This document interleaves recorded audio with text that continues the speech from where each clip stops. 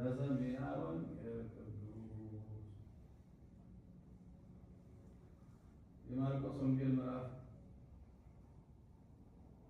11 ቁጥር 12 በነጋውም ከቢታንያ በወጣ ጊዜ ተራበ። በለስም ከሩቅ አየ፣ ቅጠል ነበራት፣ በውስጧም የሚያገኙ ፍሬ እንዳለ ሊያይ ሄደ። ወደ እርሷም በቀረበ ጊዜ ከቅጠል በቀር ያገኘው የለውም፣ ጊዜውም የበለስ ነበርና።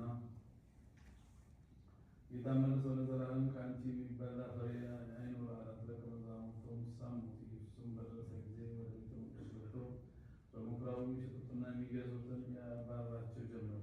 የለዋጮችንም መደብርና ደግሞ የሚሸጡትን ወንበሮች ገለበጠ።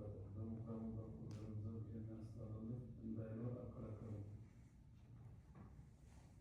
እንዲህ ብሎ አስተማራቸው። ቤቱ ለአሕዛብ ሁሉ የጸሎት ቤት ይሁን የሚል ተስፋ የለምን? እናንተ ግን ሌሎች ዋሻ፣ የቀማኞች ጋሻ አደረጋችኋል። የካህናት አለቆች ጻፎችም ሰምተው የሚገድሉበት ፈለጉ፣ ግን ፈሩት። ሕዝቡ ሁሉ ትምህርቱን ያደንቁ ነበር። በመሸም ጊዜ ከከተማ ወደ ውጭ ወጣ። በነጋውም ተመልሰው ያችን በለስ ከስሯ ደርቃ አገኟት። ጴጥሮስም አስታውሶ መምህር እነሆ ያቺ የረገምካት በለስ ደርቃለች አለው። ጌታ ኢየሱስ መልሶ እንዲህ አላቸው፣ እግዚአብሔርን ማመን ለእናንተ እውነት እውነት እላችኋለሁ፣ ይህን ተራራ ተነስተህ ወደ ባሕር ተወርወር ብትሉት በልባችሁ ባትጠራጠሩ እና እንድታምኑ እንደተናገርኳችሁ ሆነው ታገኛላችሁ።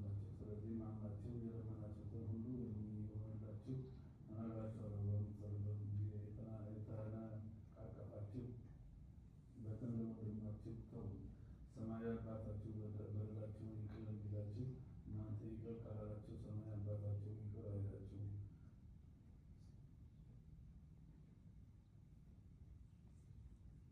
በአንድ